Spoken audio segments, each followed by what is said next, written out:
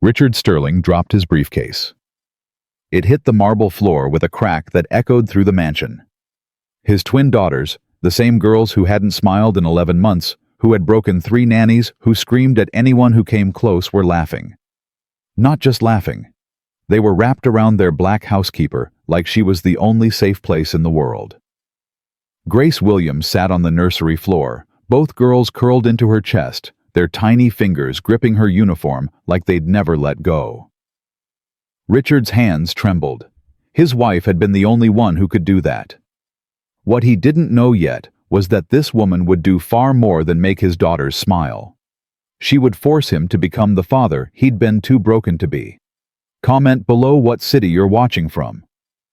I want to see how far this story travels.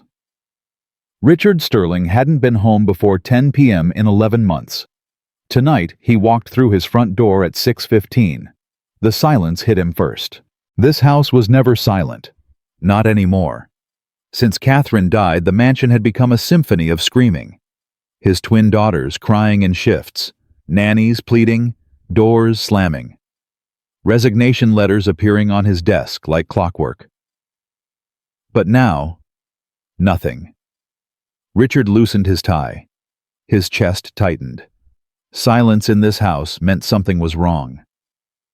He moved fast, his Italian shoes clicking against the marble as he climbed the stairs 2 at a time.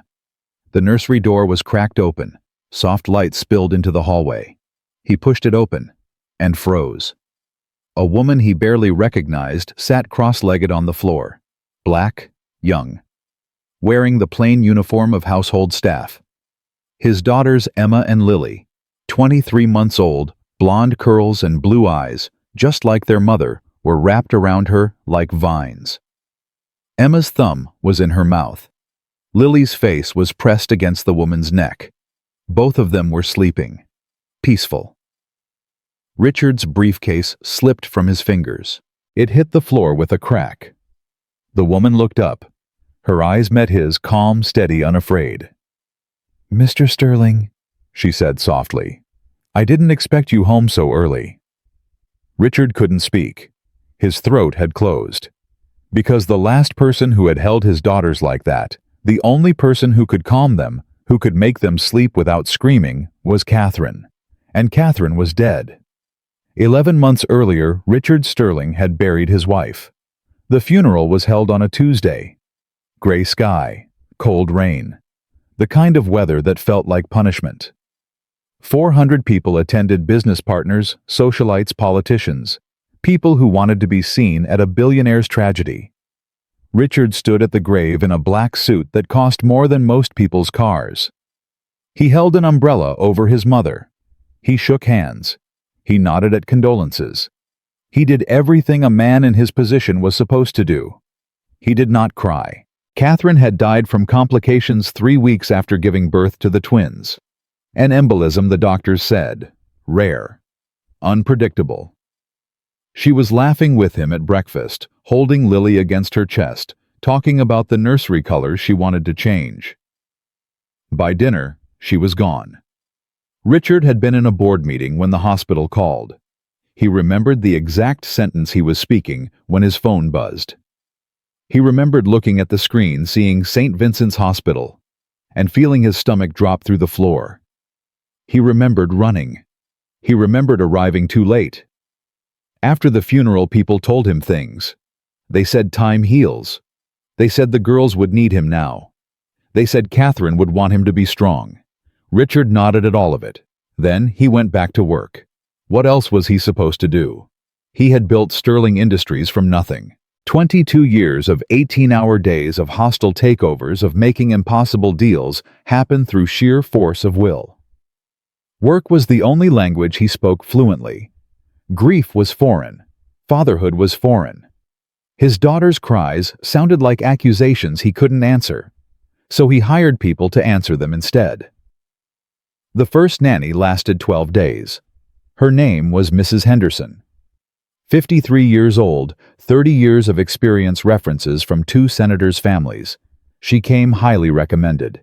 She left in tears. "Mr. Sterling," she said on her last day, standing in his study with her coat already on, Those children are traumatized.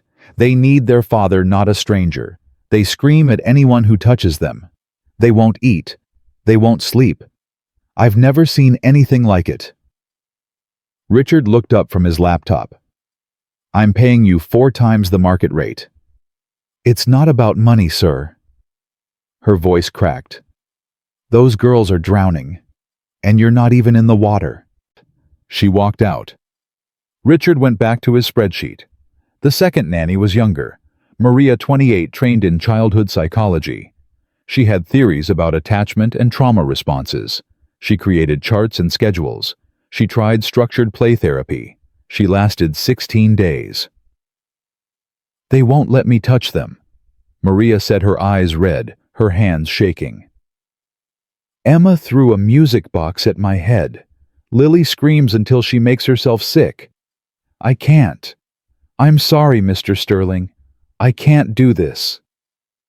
I'll double your salary. You could give me $1 million. It wouldn't matter. She picked up her bag. Those children don't need money.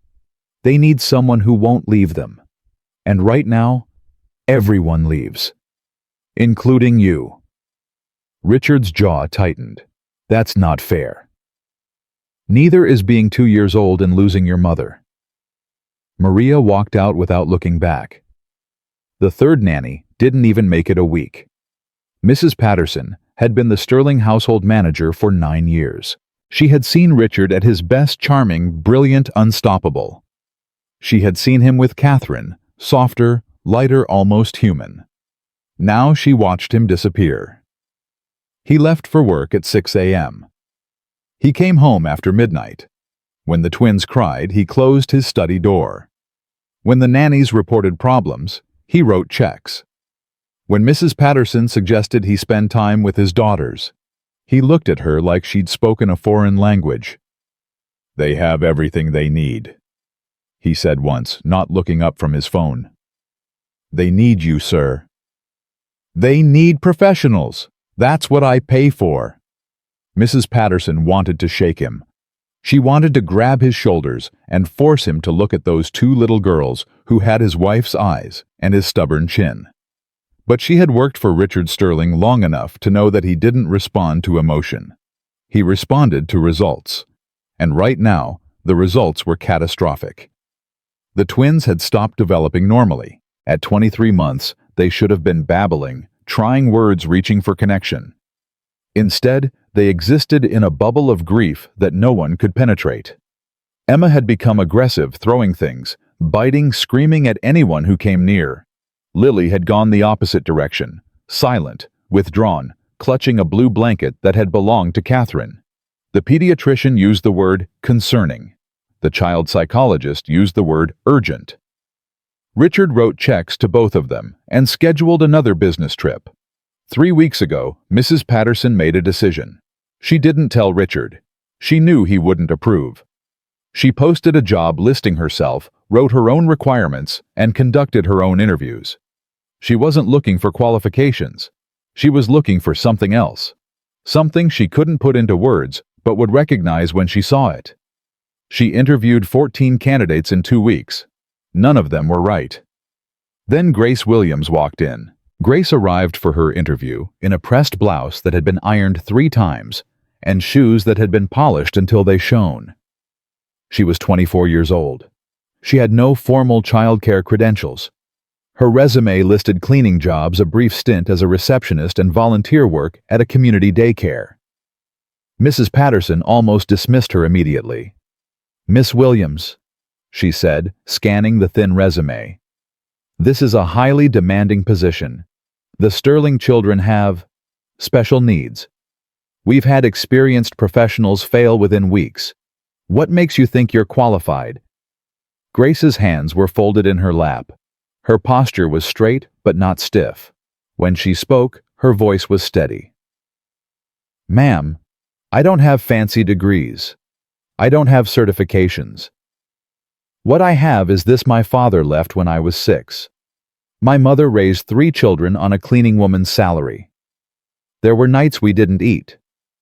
There were years we couldn't afford heat. She paused, met Mrs. Patterson's eyes directly. But my mother never stopped singing to us, never stopped holding us, never made us feel like burdens even when we were. She taught me that love isn't about having resources, it's about showing up, every day, even when it's hard.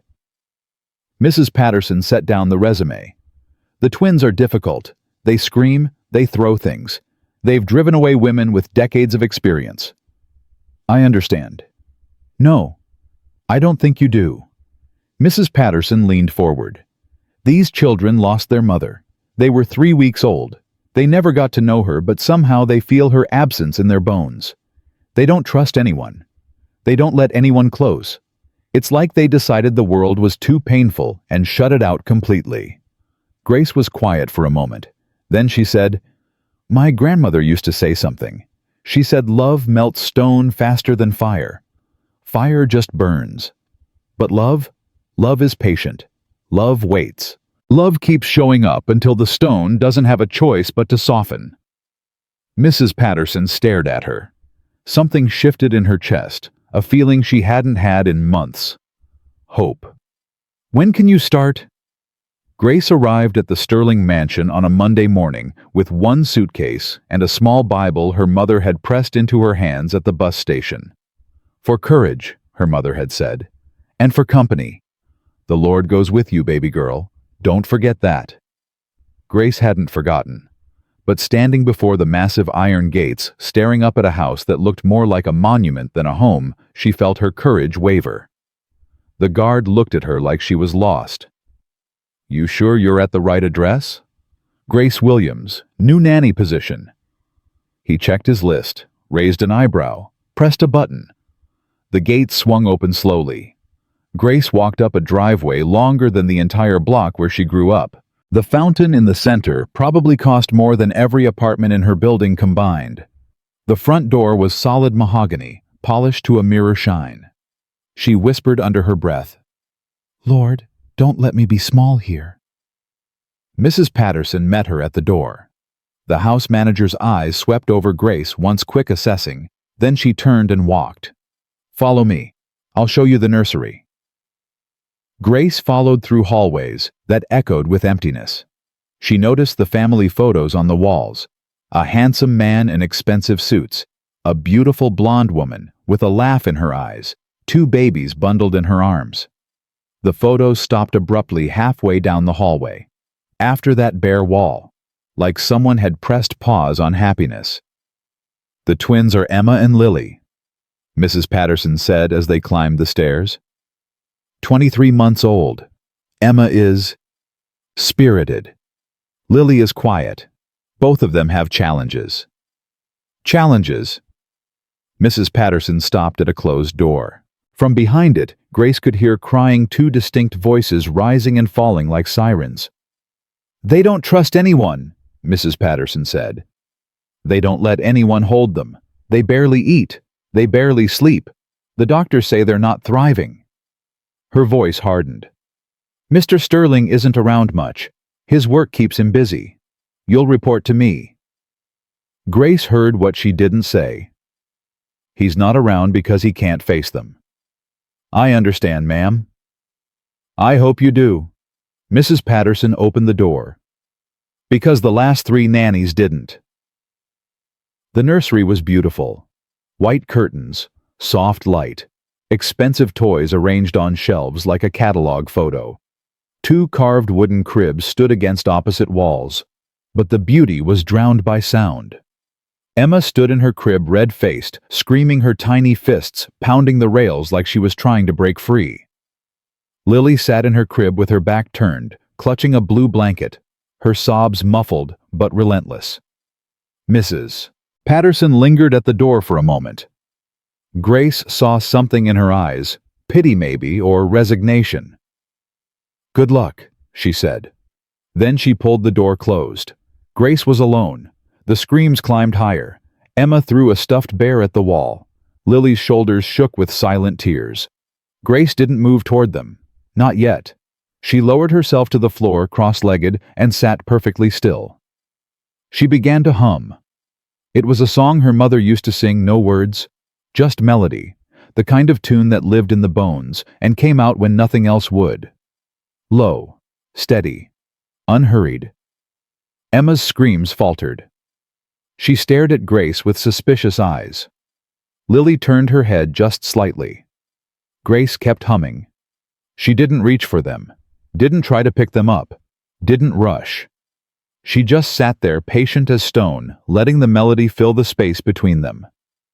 10 minutes passed. Emma's screams became whimpers. Lily's sobs became hiccups. 20 minutes passed. Emma sat down in her crib, exhausted, her eyes never leaving Grace's face. 30 minutes passed. Lily turned fully around, clutching her blanket, watching. Grace kept humming. At some point, she wasn't sure when Emma reached her arms through the crib bars. Not toward Grace exactly, but toward the sound. Toward the steadiness. Toward something she couldn't name, but desperately needed. Grace moved slowly. She rose to her knees, approached Emma's crib like approaching a wild animal. She didn't grab, she didn't rush. She simply opened her arms and waited.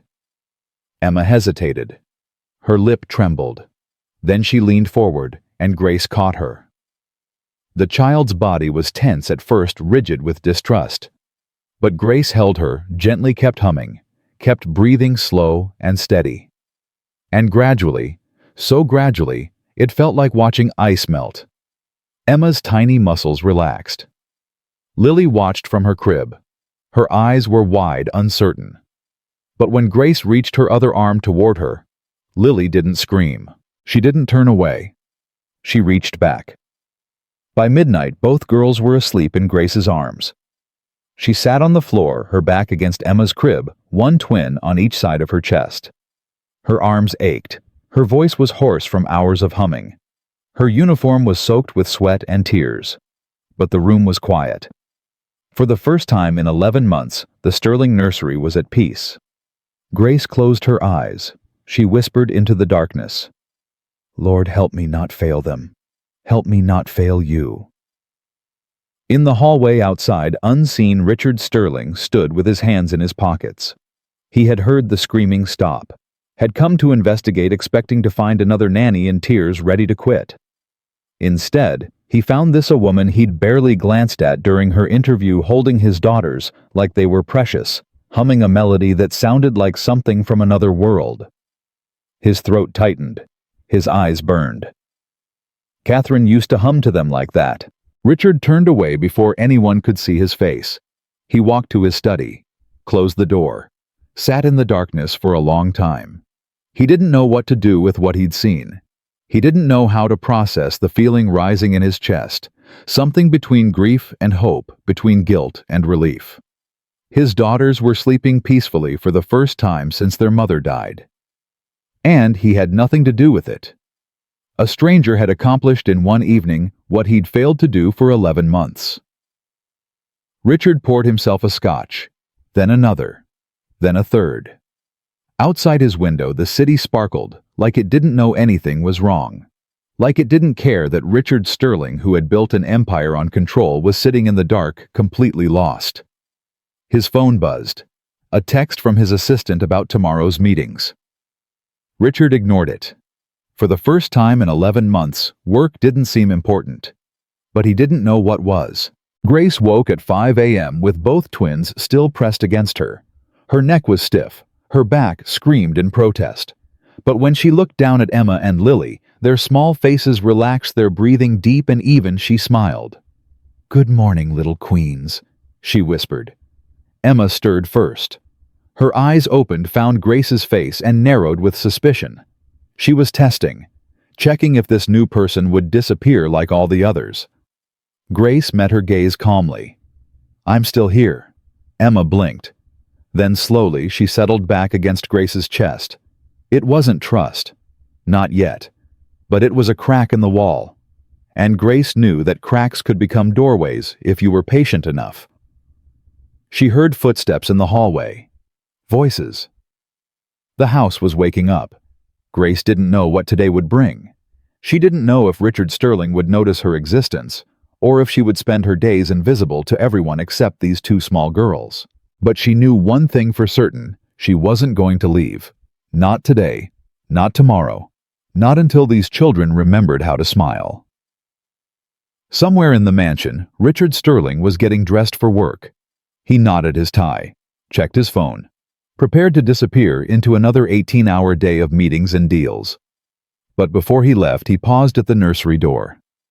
Inside, Grace was changing Lily's diaper, talking softly, making little sounds that made the baby kick her legs. Emma was watching from her crib, suspicious but quiet. Richard watched for longer than he meant to. Then he turned and walked away. He had a company to run, deals to close, a life to maintain. His daughters were in good hands. That was enough. Wasn't it?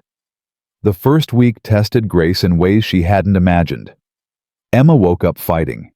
Every morning the same ritual, screaming before her eyes fully opened, tiny fists swinging at air at blankets at anyone who came close. She rejected bottles like they were poison. She threw toys with surprising accuracy. She bit Grace's hand hard enough to draw blood on the third day. Grace didn't flinch. She cleaned the wound in the bathroom, wrapped it with a bandage from her bag, and returned to the nursery within 5 minutes. "You're angry," she said to Emma, who glared at her from the crib. "That's okay. You're allowed to be angry, but I'm not leaving." Emma screamed louder. Grace sat down on the floor and started humming. Lily was different. She didn't fight, she disappeared. She would turn her back, clutch her blue blanket, and retreat into a silence so deep it felt like drowning. Grace learned quickly that Lily's quiet was more dangerous than Emma's rage. Rage was alive. Silence was surrender. "Hey, sweet girl," Grace would whisper, reaching through the crib bars to touch Lily's shoulder. "I see you in there. You don't have to come out yet, but I'll be here when you're ready." Lily never responded, but sometimes, just sometimes, she would lean slightly into Grace's touch before pulling away. Mrs. Patterson checked in twice a day. Her sharp eyes missed nothing, not the bite mark on Grace's hand, not the food stains on her uniform, not the shadows under her eyes from sleepless nights. "Most nannies would have quit by now," Mrs. Patterson said on the 5th day. "I'm not most nannies." Clearly. Mrs. Patterson paused at the door. "Mr. Sterling asked about you this morning." Grace looked up, surprised. "He did? He wanted to know if you were still here." Mrs. Patterson's expression was unreadable. "I told him yes. He seemed surprised." What did he expect? The same thing that always happens. Another resignation letter on his desk. Mrs. Patterson turned to leave, then stopped. "Miss Williams, don't prove him right." Grace watched her go. Then she turned back to the twins, who were both watching her with wary eyes. "You hear that, little queens? Your daddy thinks I'm going to leave." She smiled. "Let's prove him wrong." The second week brought small changes. Emma stopped throwing things at Grace's head. She still threw them, but now she threw them at the wall, which Grace considered progress. The screaming fits grew shorter. 15 minutes instead of 45. 10 minutes instead of 15. "You're getting tired of being mad, aren't you?" Grace said one afternoon, holding Emma on her hip, while the toddler squirmed. "That's okay. Being mad is exhausting. You can rest now." Emma went still. Her small body, which had been rigid with tension, softened just slightly. She didn't hug Grace, not yet, but she stopped fighting.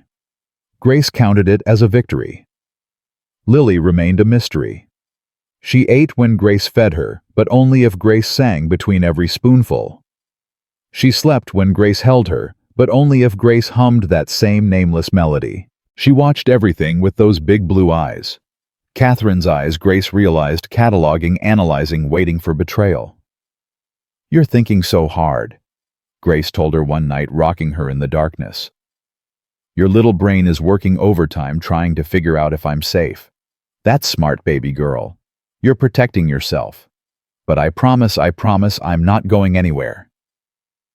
Lily blinked up at her. Then for the first time she reached up and touched Grace's face. Grace's heart cracked open. "There you are," she whispered. "There's my girl." The phone calls with her mother became Grace's lifeline. Every night after the twins fell asleep, she would slip into the hallway and dial home. Her mother's voice was always the same, calm, warm, steady as bedrock. "How are my grandbabies?" Margaret would ask. She had started calling them that on day 3. "They're not your grandbabies, Mama." "They are if I say they are. Now tell me everything." Grace would talk for an hour sometimes, about Emma's tantrums and Lily's silence, about the mansion that felt like a museum, about Richard Sterling, who walked past the nursery every morning without stopping. "He doesn't even look at them," Grace said one night, her voice tight with frustration. "Those beautiful babies, and he acts like they're furniture." "He's scared, baby.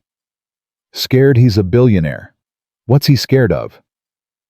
Margaret was quiet for a moment. Then she said, "You ever been so hurt that looking at something beautiful makes it worse? Like the beauty reminds you of everything you lost?" Grace didn't answer. That man lost his wife, and every time he looks at those twins he sees her. The love of his life gone. That's not something money can fix. Margaret's voice softened. "He's not ignoring them because he doesn't care. He's ignoring them because he cares too much and doesn't know what to do about it." Grace leaned against the hallway wall, exhausted. "So what do I do?" "You keep loving those babies. You show him what love looks like. And you pray, baby girl. You pray for all 3 of them. And if he never comes around, then at least those children will know that somebody showed up for them. That's worth something. That's worth everything." Grace closed her eyes. "I love you, Mama." "I love you too. Now get some sleep. Tomorrow's another battle." Richard Sterling watched from a distance. He told himself it was professional concern, monitoring his investment, ensuring the new hire was performing adequately. He checked the security cameras. He paused outside the nursery door. He asked Mrs. Patterson for daily reports. But the truth was simpler and more complicated. He couldn't look away. This woman, this Grace Williams with her pressed uniform and patient eyes, was doing something impossible. His daughters, who had screamed at every human being for 11 months, were calming down. Not fixed, not healed, but quieter, softer, less like wounded animals and more like children. How was she doing it? Richard watched the security footage late at night after everyone had gone to bed. He watched Grace sit on the nursery floor for hours, humming, waiting. He watched her take Emma's hits without flinching. He watched her reach for Lily again and again, despite getting nothing back. He watched her hold his daughters like they mattered, like they were worth the effort. Something twisted in his chest, something that felt dangerously close to shame. He had hired nannies. He had paid specialists. He had thrown money at the problem like money could solve everything. But he had never not once sat on that nursery floor himself, never hummed to his daughters in the darkness, never told them he wasn't leaving. Because he had left. Every day, every hour, every time he closed his study door against their cries, he had left. Richard poured another scotch and stared at the frozen image on his screen. Grace Williams holding both twins, her face exhausted but peaceful. "Who are you?" he muttered to the empty room. The answer came in pieces. Mrs. Patterson had done her research. She gave Richard a folder thin because there wasn't much to report. Grace Williams, 24 years old, born in a rough part of the city. Father abandoned the family when she was 6. Mother worked as a cleaning woman. 2 younger siblings. Grace had dropped out of community college to help support them. No criminal record, no scandals, no secrets, just a young woman from nowhere doing the impossible in his nursery.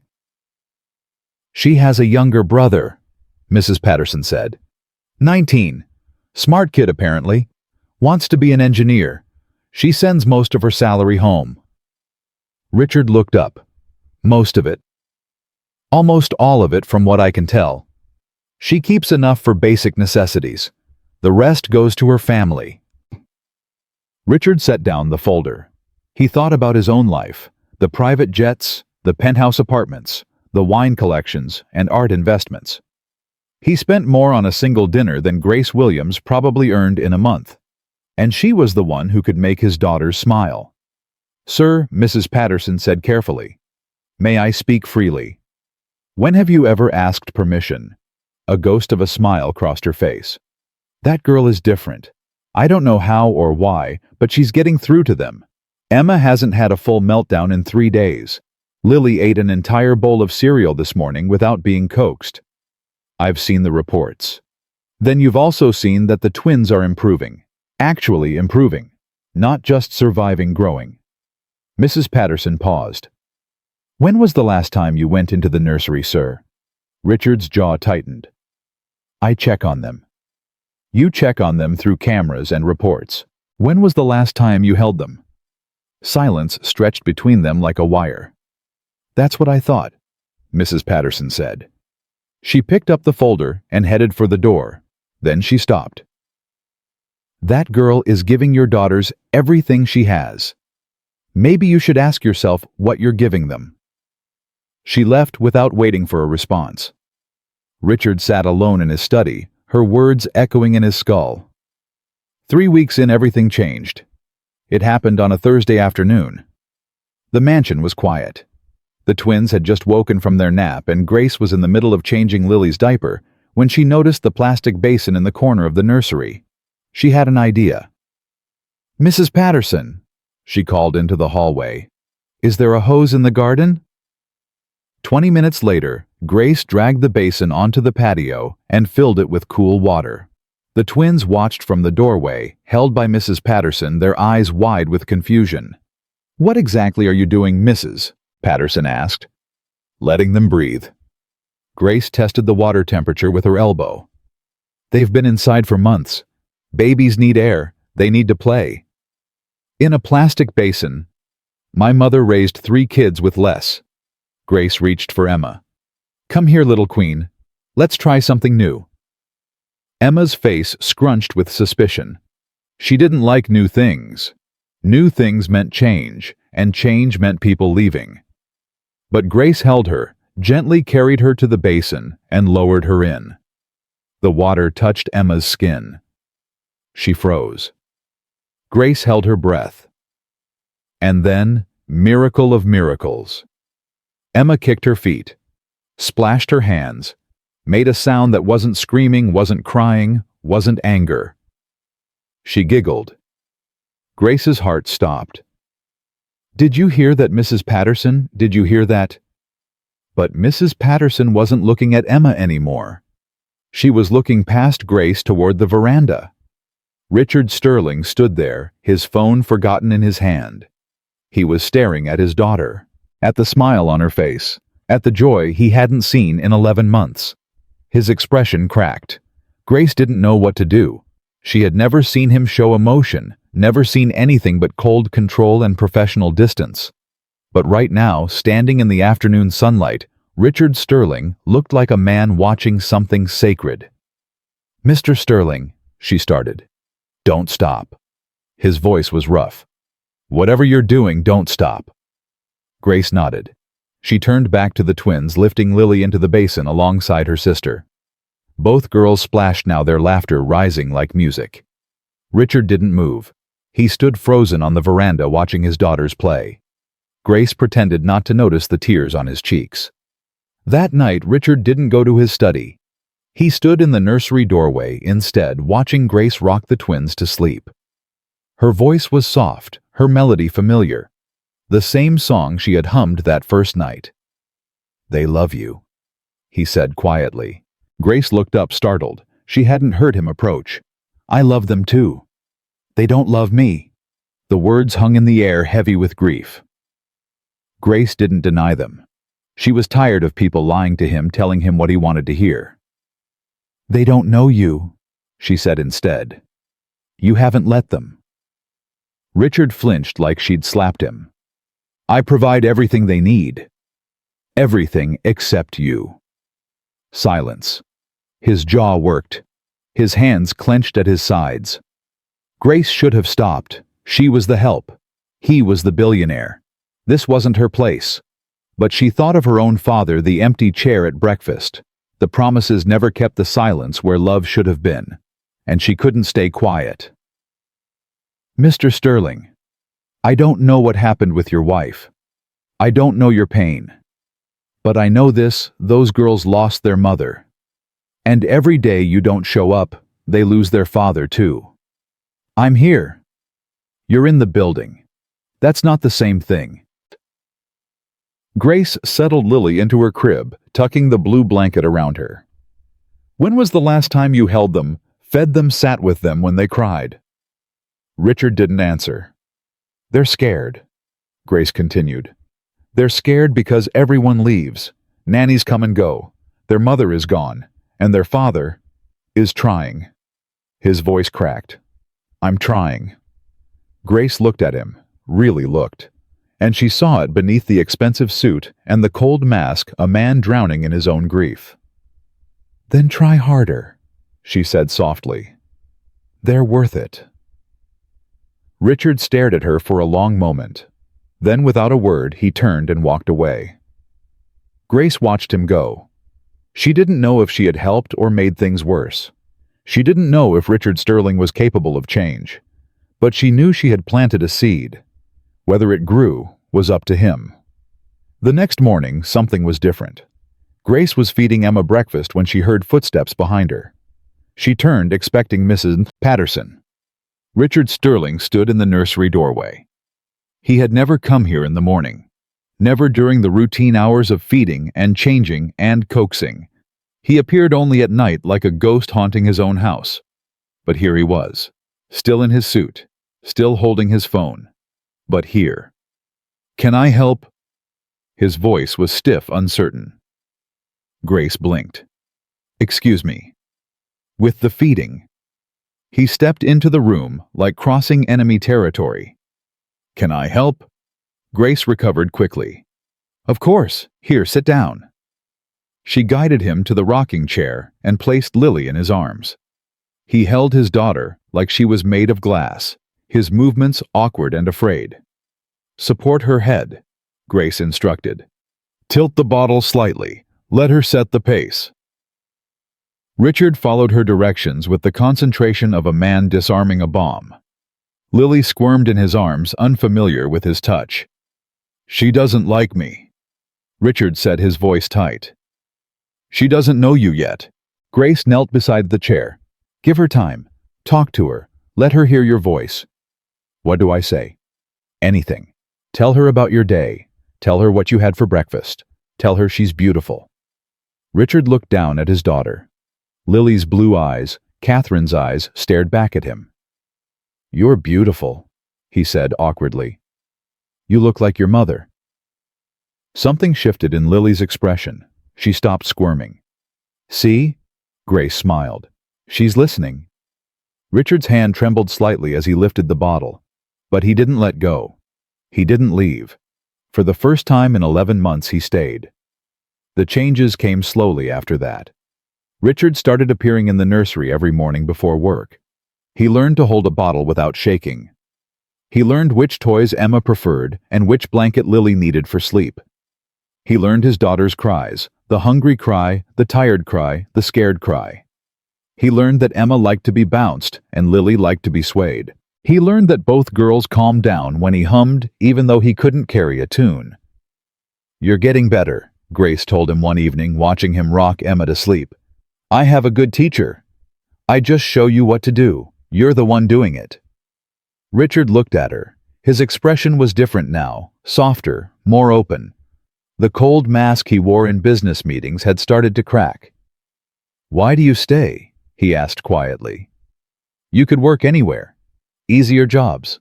Less chaos. Grace considered the question. My mother always said love melts stone faster than fire. I believe her. Even when the stone doesn't want to melt. Especially then. Grace smiled. Stones don't know what they're missing until the ice breaks. Then they wonder why they held on so long. Richard was quiet for a moment. Emma had fallen asleep against his chest, her tiny hand clutching his shirt. I was the stone, he said. Wasn't I? Grace didn't answer. She didn't need to. The staff noticed the change. The cook whispered to the driver, Mr. Sterling came to breakfast with oatmeal in his hair, said Lily threw it at him. The housekeeper told Mrs. Patterson, I found him on the nursery floor yesterday playing with blocks. Blocks like a regular father. Mrs. Patterson said nothing, but when she passed Grace in the hallway, she gave a small nod. It was the closest thing to approval Grace had ever seen from her. Even the mansion itself seemed different. The hallways felt less empty. The silences were lighter. The twins' laughter echoed where only crying had been before. One evening, Richard found Grace in the kitchen making bottles for the night. Join me for dinner, he said. It wasn't a command. It was a request. Grace hesitated. Sir, I'm the nanny. It wouldn't be appropriate. It's just dinner. I want to thank you properly. You don't owe me anything. That's not true, and we both know it. Richard's voice softened. My daughters are smiling again. You did that. The least I can do is share a meal. Grace looked at him. Really looked. He had changed so much in just a few weeks. The coldness was fading. The distance was shrinking. He was becoming the father his daughters needed. Okay, she said finally. Just dinner. They ate in the small breakfast room, not the formal dining hall. Richard ordered takeout because the cook had gone home, and they sat across from each other with containers of Thai food between them. Tell me about your family, Richard said. Grace twirled noodles around her fork. Not much to tell. My mama raised us alone. My brother Marcus wants to be an engineer. My sister Keisha is studying nursing. And your father? Left when I was 6. Haven't seen him since. Richard was quiet for a moment. I'm sorry. Don't be. It taught me something important. What? Grace looked at him steadily. That showing up matters more than anything else. Money doesn't raise children. Presence does.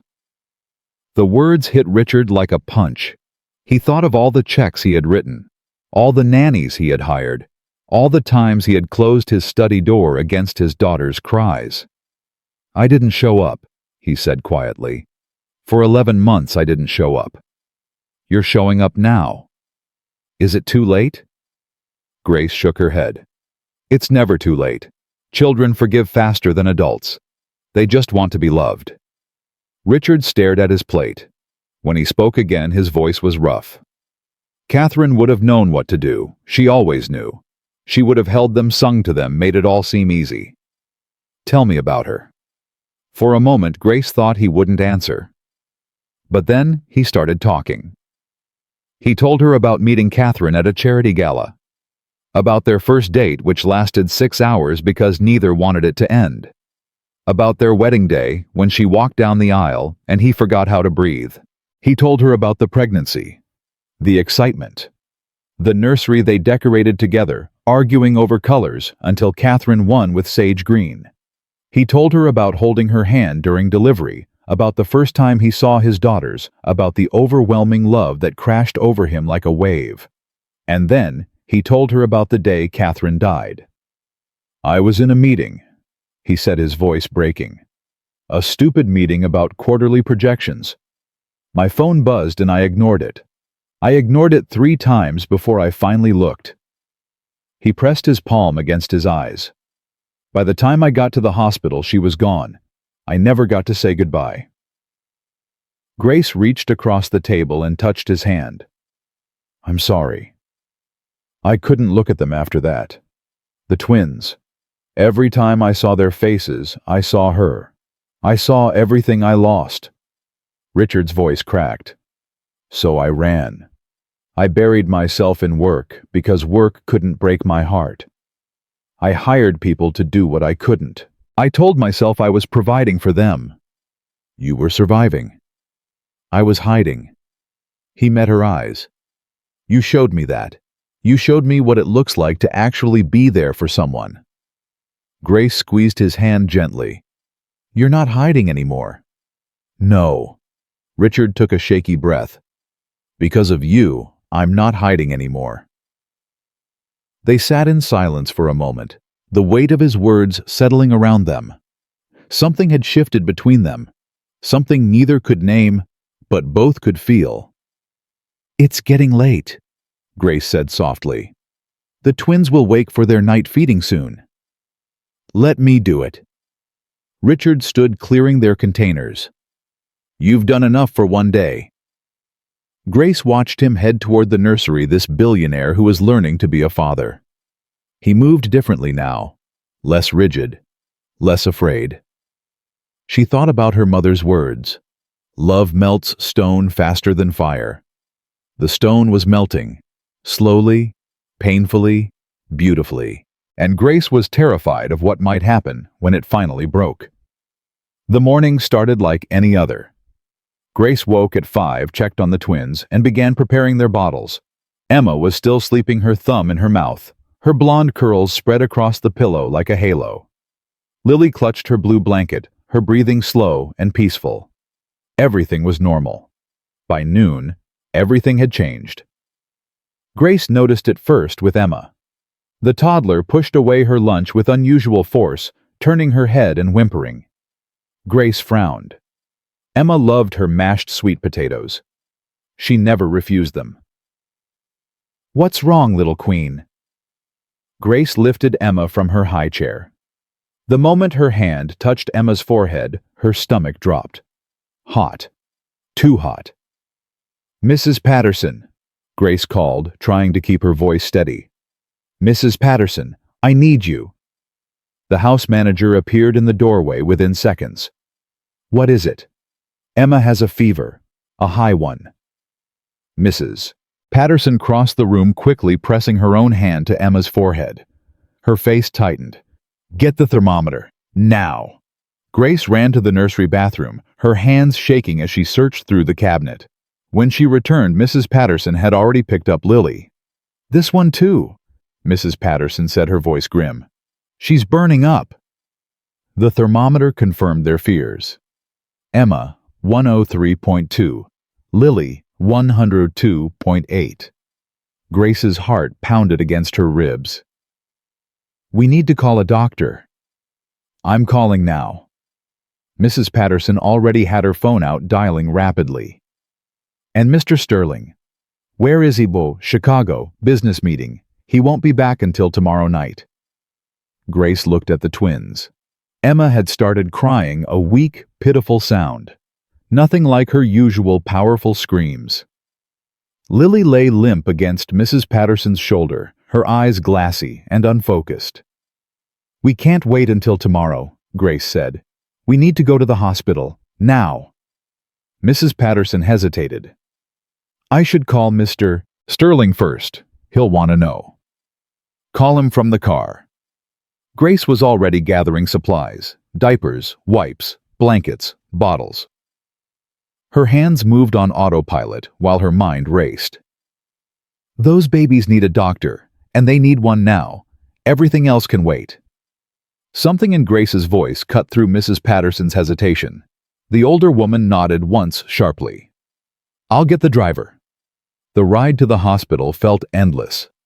Grace sat in the back seat with both twins in her arms, their small bodies radiating heat through her uniform. Emma's whimpers had faded to silence, which terrified Grace more than the crying. Lily hadn't moved in 10 minutes. "Faster," Grace told the driver. "Please." "I'm going as fast as I can, ma'am." Grace looked down at the girls. Their faces were flushed, their breathing shallow. She thought about all the progress they had made. The first smiles, the first laughs, the slow building of trust. She thought about Richard finally learning to be a father, finally showing up. She thought about what it would do to him if something happened to these children. "Hold on, babies," she whispered, her voice cracking. "We're almost there. Just hold on."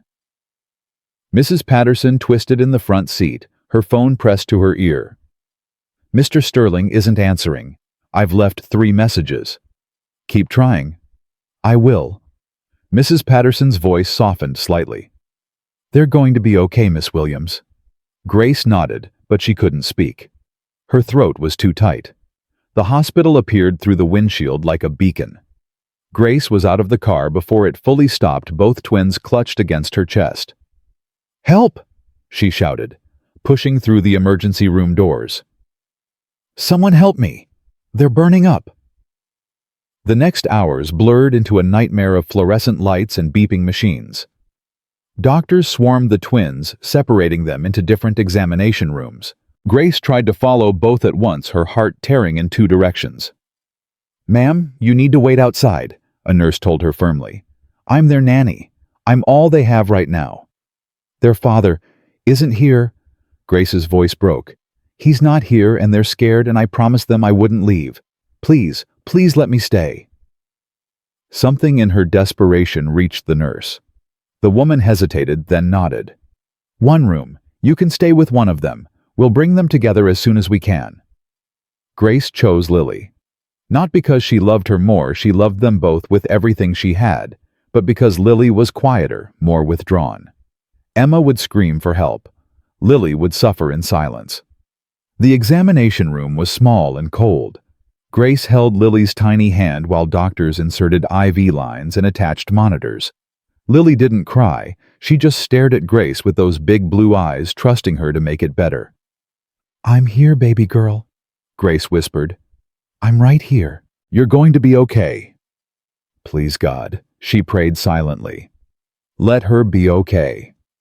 Richard Sterling was in the middle of a presentation when his phone buzzed for the 6th time. He ignored it. He was closing a deal worth $400 million, a deal he had worked on for 18 months. The investors were finally ready to sign. Nothing could interrupt this moment. His phone buzzed again, and again. The investor across the table raised an eyebrow. "Do you need to take that?" "No." Richard silenced his phone. Where were we? But something nagged at him. Mrs. Patterson never called repeatedly unless it was urgent, and she had never called 6 times in a row. "Actually," Richard said, standing abruptly, "give me 1 minute." He stepped into the hallway and looked at his phone. 6 missed calls, 4 voicemails. His blood ran cold. He listened to the first voicemail. "Mr. Sterling, it's Mrs. Patterson. The twins have developed high fevers. We're taking them to the hospital. Please call me back immediately." Richard didn't hear the rest. He was already running. The flight from Chicago to New York took 2 hours and 47 minutes. Richard spent every second staring at his phone, waiting for updates, praying for good news. Mrs. Patterson texted when she could, "Doctors are running tests. Fever's still high. Grace is with them. Grace is with them." Richard closed his eyes. Of course she was. Of course she hadn't left. She never left. The moment the plane touched down, Richard was moving. He didn't wait for his luggage.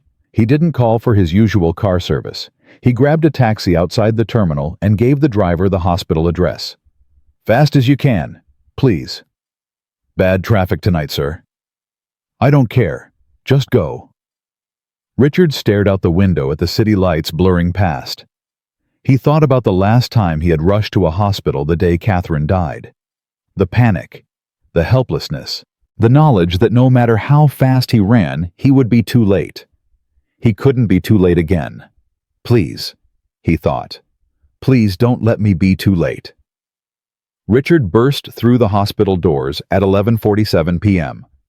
He ran to the front desk, his suit rumpled, his tie loose, his face wild with fear. "Sterling, Emma and Lily. Sterling. They're my daughters." "Where are they?" The receptionist typed rapidly. "Pediatric ward, 3rd floor, room 312. Richard didn't thank her. He was already running for the elevator. The 3rd floor was quieter than the emergency room. Softer lights, muffled sounds. Richard walked past room after room until he found 312. He pushed open the door. The room was dim. 2 small beds sat side by side, monitors beeping steadily. And in the chair between them, slumped with exhaustion, but still upright, sat Grace Williams. She had a twin's hand in each of hers. Her eyes were closed, but her lips were moving, praying, he realized. She was praying. Grace. Her eyes snapped open. For a moment she just stared at him like she wasn't sure he was real. Then she stood, her body swaying slightly. "Mr. Sterling, you came." "Of course I came." Richard moved to the beds, his heart stopping when he saw his daughters. They looked so small, so fragile. Tubes and wires connected them to machines he didn't understand. What happened? His voice cracked.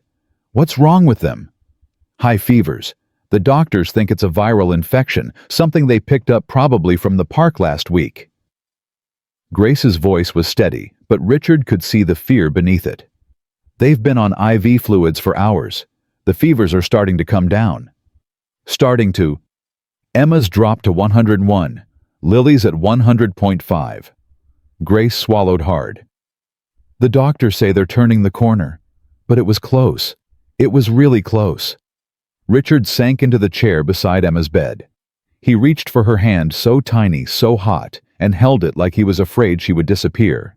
"I should have been here," he said, his voice breaking. "I should have been here." Grace didn't argue with him. She didn't offer comfort or excuses. "You're here now," she said simply. The night crawled past in slow, agonizing minutes. Richard and Grace sat on opposite sides of the beds, watching the monitors, counting the beeps, waiting for signs of improvement. Nurses came and went, checking vitals, adjusting IV bags, offering reassurances that felt hollow in the darkness. Somewhere around 3 a.m., Emma's fever broke. Grace noticed it first, the slight change in Emma's breathing, the color returning to her cheeks. She checked the monitor, and her eyes filled with tears. "Richard," she whispered. "Look." He had never heard her use his first name before. He looked at the monitor, 99.2, normal. "Thank God," he breathed. "Thank God." An hour later, Lily's fever broke too. Grace buried her face in her hands and sobbed. The sound was raw, unguarded, the release of hours of terror and helplessness. Richard reached across the space between them and touched her shoulder. "You saved them," he said quietly. "You got them here in time. You stayed with them when I couldn't. You saved them." Grace looked up, her face streaked with tears. "I was so scared." "I know. I couldn't lose them." Her voice cracked. "I know they're not mine, but I can't. They're yours."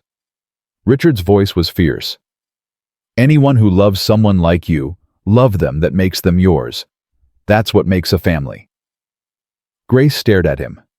In the dim light of the hospital room with their children sleeping peacefully between them, something passed between them. Something neither could name. Richard looked away first. His heart was pounding, and he didn't trust himself to speak. The doctor arrived at 6 a.m. with good news. "Both girls are recovering well," she said, reviewing their charts. "The fevers have broken, and their vitals are stabilizing. We'll keep them for observation today, but if everything continues on this trajectory, they should be able to go home tomorrow." Richard exhaled. "Thank you. Thank you." The doctor smiled. "Your nanny got them here quickly. That made all the difference. Early intervention with cases like this is critical." Richard looked at Grace. She was standing by Lily's bed, smoothing the blanket over the sleeping toddler. "She's not just a nanny," he said quietly. The doctor raised an eyebrow, but didn't comment. She finished her notes and left. Grace turned to Richard. "You should go home. Get some sleep. I'll stay with them." "I'm not leaving." "Richard, I'm not leaving." His voice was firm. "Not again. Not ever again." Grace studied his face. Whatever she saw there made her nod slowly. "Okay," she said. "Then we stay together." The day passed in a blur of hospital routines and whispered conversations. Richard held his daughters for the first time since they'd been admitted. Emma woke up cranky and confused, but the moment she saw her father, she reached for him with both arms. "Dada," she said. Richard froze. It was the first word she had ever spoken to him directly. The first time she had called him anything. "Yes, baby," he managed, his voice thick. "Dada's here. Dada's not going anywhere." He held her against his chest and cried. He didn't care that the nurses could see. He didn't care that he was a billionaire crying in a hospital room. He held his daughter and let 11 months of grief and guilt pour out of him. Grace watched from across the room, her own tears falling silently. Later, when the twins were sleeping again, Richard sat beside Grace on the small hospital couch. "I need to tell you something," he said. Grace looked at him waiting. "When Catherine died, I thought my life was over. I thought everything good had ended." He stared at his hands. "I couldn't look at the twins without seeing her, without feeling like I had failed. So I ran. I buried myself in work and hired people to raise my children. I know. I told myself it was for their own good, that professionals could do what I couldn't. But that was a lie." Richard's voice hardened. "The truth is, I was a coward. I was so afraid of losing them too that I never let myself love them properly." Grace reached over and took his hand. She didn't speak. She just held on. "And then you came," Richard continued. "You walked into my house with nothing, no credentials, no fancy training, just patience and love. And you did what I couldn't. You reached them. You healed them. I didn't heal them. I just showed up." "That's the same thing." Richard turned to face her. "Don't you see, showing up is everything. Being there day after day, even when it's hard, that's what love is. That's what I should have been doing all along." Grace's eyes filled with tears. "You're doing it now." "Because of you." Richard squeezed her hand. "You taught me how. You showed me what it looks like to give everything to someone without expecting anything back. I expected them to get better. I expected them to smile. And they did. They are." Richard's voice softened. "Because of you, my daughters are smiling again. Because of you, I'm learning to be their father. I can never repay that." Grace shook her head. "I don't want repayment. I just want them to be happy." Richard looked at her for a long moment. In the quiet of the hospital room, with monitors beeping softly and sunlight beginning to creep through the blinds, he saw her clearly for the first time. Not as his employee, not as the nanny, but as the woman who had saved his family. "Grace," he said quietly. "Yes." He opened his mouth to say something, something important, something that had been building in his chest for weeks. But the words wouldn't come. Not yet. The moment was too fragile. The ground beneath them was still shifting. "Thank you," he said instead, "for not leaving." Grace smiled, small and tired. "I told you I wouldn't." "I know, but I didn't believe you." Richard looked at his sleeping daughters. "I didn't believe anyone could stay. And now I'm starting to." The twins came home the next afternoon. The mansion felt different when they walked through the door. Lighter, warmer, like the house itself was exhaling after holding its breath. Mrs. Patterson met them in the foyer. Her face, usually sharp and controlled, softened when she saw the twins in Richard's arms. "Welcome home," she said quietly. "Both of you." Richard nodded. He carried Emma and Lily upstairs to the nursery himself, something he had never done before. Grace followed, watching as he laid them gently in their cribs. "They need rest," Grace said. "The doctors said to keep them hydrated and let them sleep as much as they need." "I know." Richard didn't move from beside the cribs. "I'm going to stay with them tonight." "You don't have to." "I want to." He looked at her. "You've been awake for almost 48 hours. You need to rest too." "I'm fine." "Grace." His voice was gentle but firm. "You've done enough, more than enough. Let me take this shift, please." Grace hesitated. Every instinct told her to stay, to keep watching, to keep protecting. But Richard was right. She was exhausted. And he needed this, needed to prove to himself that he could do it. "Okay," she said finally. "But if anything changes, I'll come get you immediately." Richard smiled. "I promise." Grace nodded. She took one last look at the sleeping twins, then walked to the door. "Grace." She turned. Richard was still standing by the cribs, his hand resting on the rail. In the soft light of the nursery, he looked younger, less guarded, more human. "I meant what I said," he told her. "In the hospital. You're not just a nanny. Not to me. Not anymore." Grace's heart stuttered. "What am I then?" Richard held her gaze. "I'm still figuring that out." Grace didn't know how to respond, so she simply nodded and walked away. But as she lay in her small room, staring at the ceiling, she couldn't stop thinking about the way he had looked at her, the way his hand had felt in hers, the way his voice had sounded when he said her name. Something was changing between them, something that scared her and thrilled her in equal measure. She closed her eyes and prayed. "Lord," she whispered into the darkness, "don't let me lose my place. Guard my heart." But even as she prayed, she knew it might already be too late. Her heart had already begun to fall. In the nursery, Richard sat in the darkness watching his daughters sleep. Their faces were peaceful now, no fever, no fear. Just two small girls, healthy and safe, breathing in rhythm with each other. He thought about the past 2 days, the terror of that phone call, the endless flight, the moment he walked into the hospital room and saw Grace holding his daughter's hands. She hadn't left. Even when it was hard, even when it was scary, she had stayed. Richard had spent his entire adult life believing that love was a liability, that caring too much made you weak, that the safest strategy was to keep everyone at arm's length. Catherine had challenged that belief. And when he lost her, he had retreated back behind his walls, convinced that he'd been right all along. But Grace was dismantling those walls brick by brick, not through force or demands, through patience, through presence, through love. Richard reached down and touched Emma's cheek. His daughter stirred slightly, then settled back into sleep. "I'm sorry," he whispered. "I'm sorry I wasn't here. I'm sorry I ran. But I'm not running anymore." He looked at Lily, then back at Emma. "I'm going to be the father you deserve. I promise." The words hung in the darkness like a vow. Richard didn't know if he could keep it. He didn't know if he was strong enough, brave enough, present enough.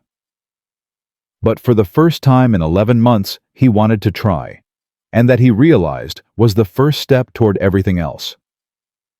The weeks after the hospital changed everything. Richard canceled 3 business trips. He rescheduled board meetings. He told his assistant to hold all calls during breakfast and dinner. For the first time in his career, Richard Sterling put something ahead of work. His daughters. The morning after they came home from the hospital, Richard appeared in the nursery at 6 a.m. Grace was already there preparing bottles. "You're up early," she said, surprised. "I couldn't sleep." Richard rolled up his sleeves. "Show me what to do." Grace handed him a bottle. "Lily first, she wakes up hungry." Richard lifted his daughter from the crib. His movements were still awkward, still uncertain, but he didn't hesitate. He settled into the rocking chair, positioned Lily against his chest, and offered her the bottle. Lily stared at him with those big blue eyes. For a moment she didn't move. Then she latched onto the bottle and began to drink. "You're getting better at this," Grace said softly. "I have a good teacher." Richard watched his daughter's face as she ate. "I missed so much, didn't I? All those months, all those moments. You're here now. That's what matters." Richard shook his head. "It's not enough. I need to do more. I need to make up for lost time." Grace knelt beside the rocking chair. "You can't make up for lost time. You can only use the time you have left.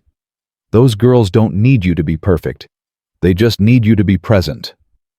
Richard looked at her. In the soft morning light, with his daughter in his arms, he felt something shift inside him. Something that had been locked away for 11 months finally began to crack open. "Teach me," he said. "Teach me everything." Grace smiled. "We start small. We start now." The lessons became their daily ritual. Every morning Richard arrived in the nursery before the twins woke up. Grace walked him through everything: how to change diapers without getting kicked, how to burp a baby without covering himself in spit-up, how to recognize the difference between a hungry cry and a tired cry. Emma likes to be bounced, Grace explained one morning, demonstrating with the squirming toddler. See, up and down, not side to side. She needs movement. Richard took Emma from her arms. He bounced awkwardly, his rhythm off. Smoother, Grace said. Like you're dancing, not jumping. I don't dance. Then learn. Richard tried again. Emma stared at him with suspicious eyes. Then slowly, her face relaxed. She leaned against his shoulder and sighed.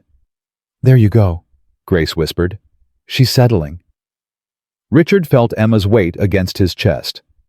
Her small hand gripped his shirt. Her breathing slowed. She trusts me, he said, his voice thick with wonder. She's learning to. You have to keep showing up, keep being steady. Trust isn't built in a day. How long? As long as it takes. Grace touched his arm lightly. But you're doing it. Every day you're doing it. The progress came in small moments.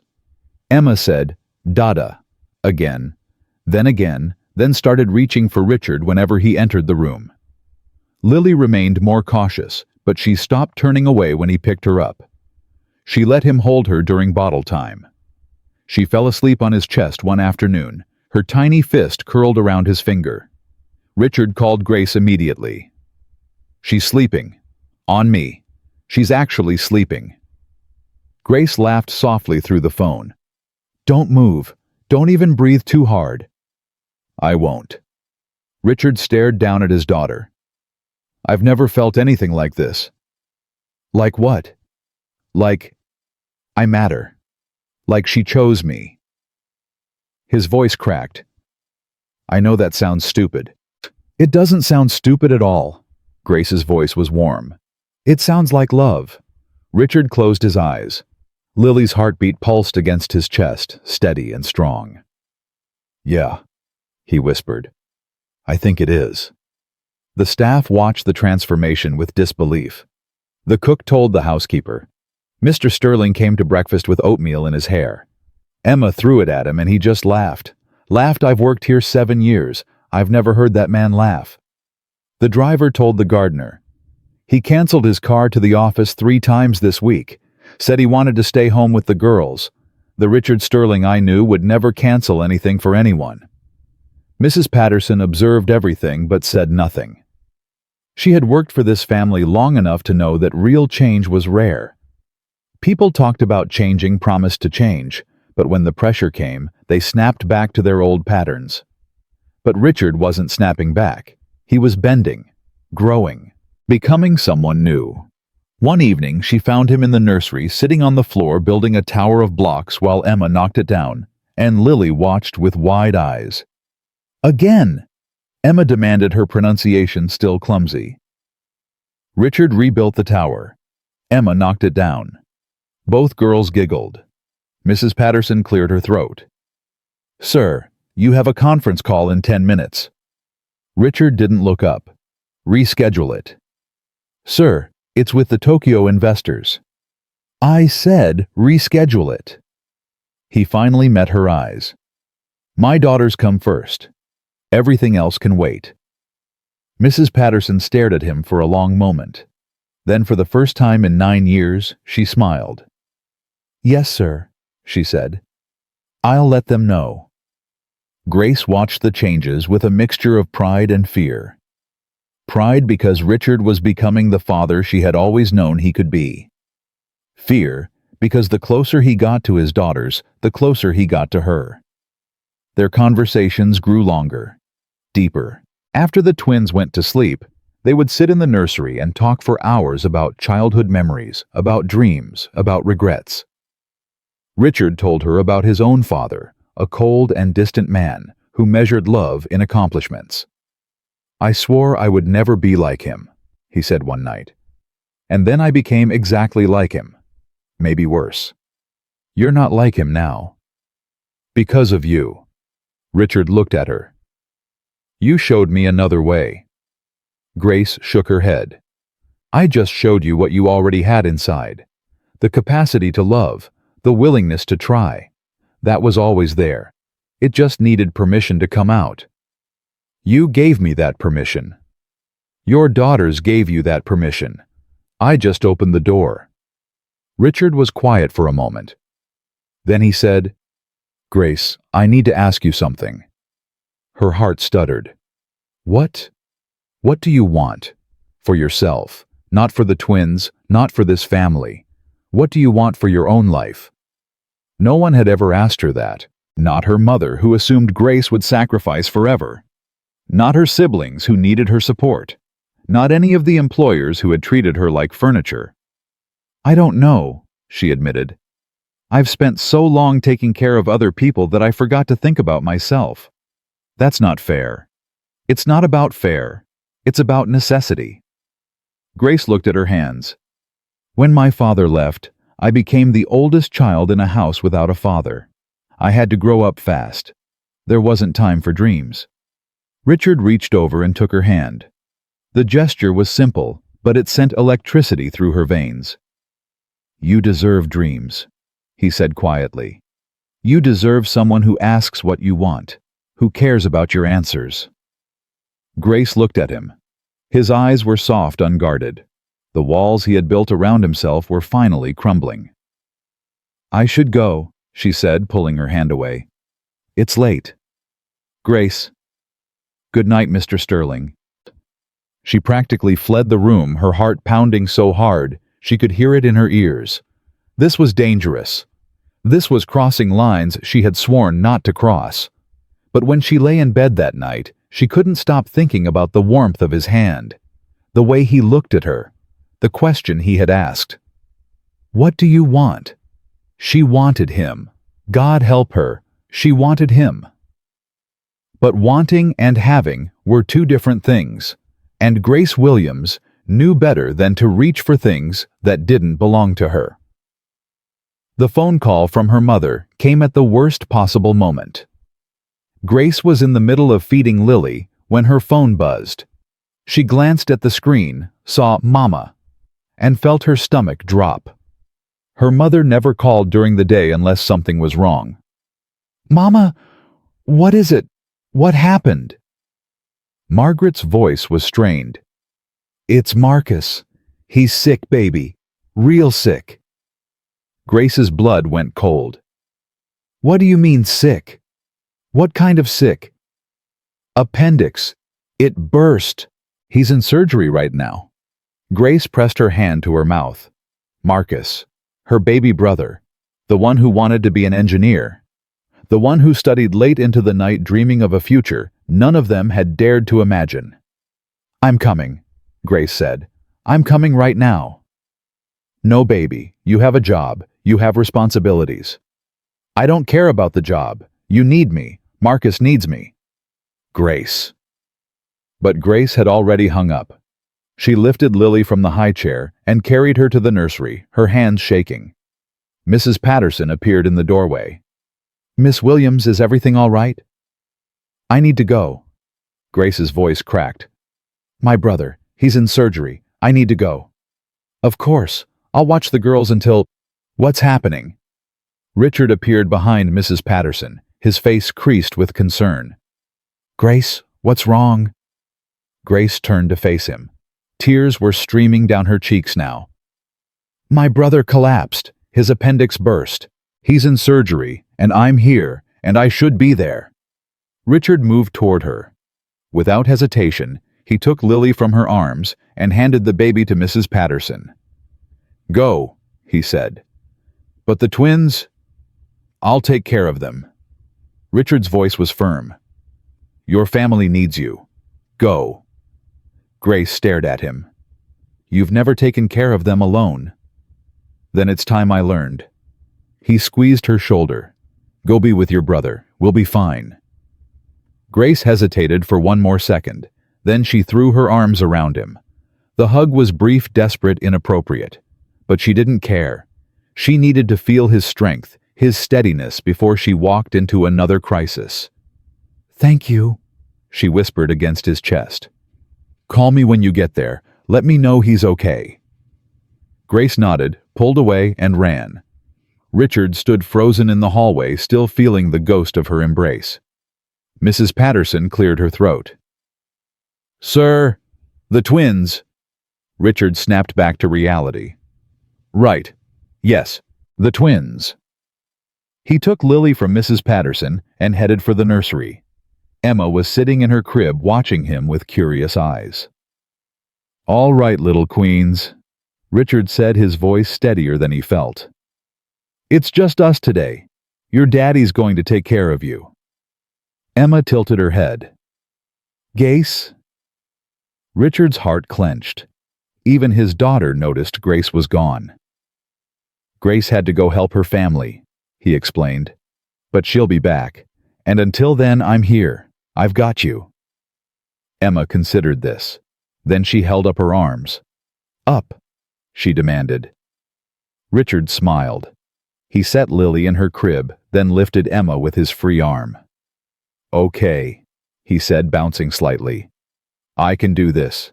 We can do this. The day was the longest of Richard's life. He fed the twins, changed them, played with them, and put them down for naps. He burned their lunch, slightly gave Lily the wrong blanket, and spent 20 minutes searching for Emma's favorite toy before finding it under the couch. But he did it. Alone. Without Grace. By evening, both twins were exhausted, and so was Richard. He sat in the nursery rocking chair with Emma on his lap and Lily in the crib beside him, and he felt something he had never felt before. Pride. Not the pride of closing a business deal or crushing a competitor. This was different. Deeper. The pride of a father who had shown up for his children when it mattered. His phone buzzed. Grace. How's Marcus? He answered immediately. Out of surgery. Grace's voice was thick with tears, but they sounded like relief. The doctor says he'll be okay. It was close, but he's okay. Richard exhaled. Thank God. How are the girls? Fed, bathed, and almost asleep. Richard smiled. Emma only threw food at me twice. I consider that a victory. Grace laughed, a watery, exhausted sound. You did it. I did. Richard looked at his sleeping daughters. I actually did it. I knew you could. No, you didn't. I didn't even know I could. Richard paused. Grace, I need to tell you something. What? Richard hesitated.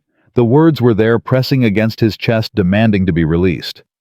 But this wasn't the time.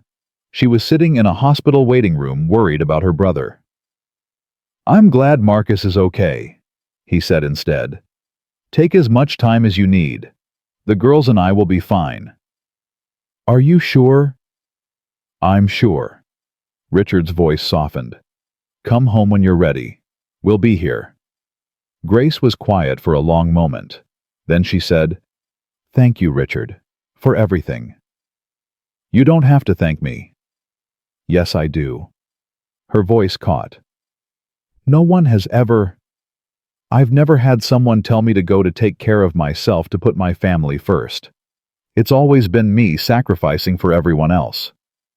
You deserve more than sacrifice. Richard gripped the phone tighter. You deserve someone who supports you, who makes room for your needs. Grace didn't respond, but he could hear her breathing quick and unsteady. Get some rest, he said gently. I'll see you when you get back. Okay. Her voice was barely a whisper. Good night, Richard. Good night, Grace. The call ended.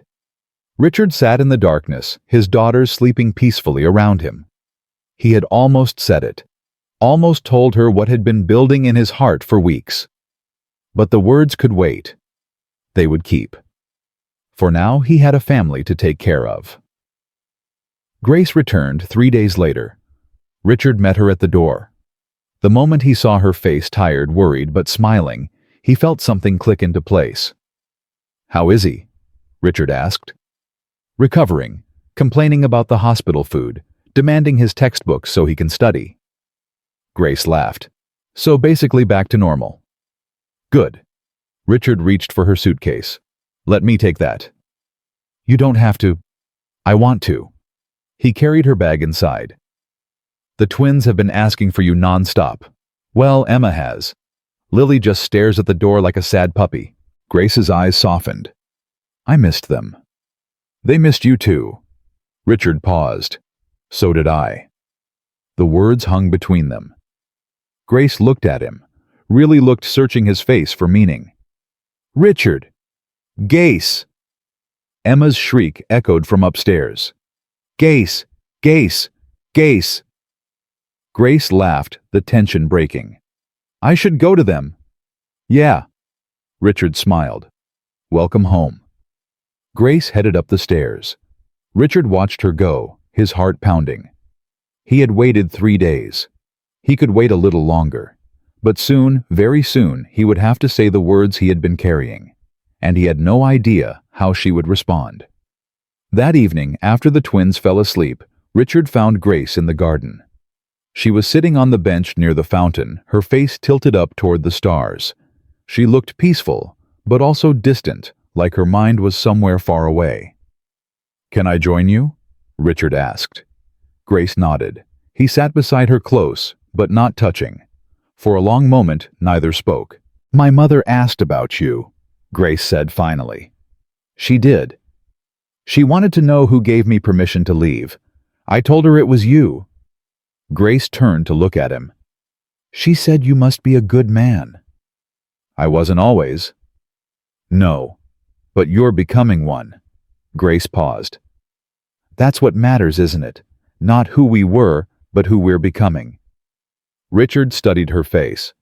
In the moonlight, she was beautiful, not in the polished, perfect way of the women he had known before, but in a deeper way, a realer way. Grace, he said quietly, I need to tell you something. I know. Her voice was soft. I've been waiting. Richard took a breath. When Catherine died, I thought love was finished for me. I thought that chapter was closed. I built walls around myself because I couldn't survive losing someone like that again. Grace didn't speak. She just listened. But then you came. Richard's voice thickened. You walked into my house with nothing but patience and love, and you tore those walls down, not with force, with kindness, with presence, with the way you looked at my daughters like they were the most precious things in the world. He turned to face her fully. I don't know when it happened. Maybe in the hospital when you held their hands all night. Maybe in the nursery when I watched you sing them to sleep. Maybe that first night when you didn't run even though everyone else had. Grace's eyes glistened. But somewhere along the way, Richard continued, I stopped seeing you as my employee. I started seeing you as something else, something more. Richard, I know this is complicated. I know there are 100 reasons why this is a bad idea. The power imbalance, the age difference, what people will say. Richard shook his head. But I'm tired of living by other people's rules. I'm tired of being afraid. He took her hand. I don't want you to be my nanny anymore, Grace. I don't want you to be staff. I want you to be... He stopped searching for the right word. What?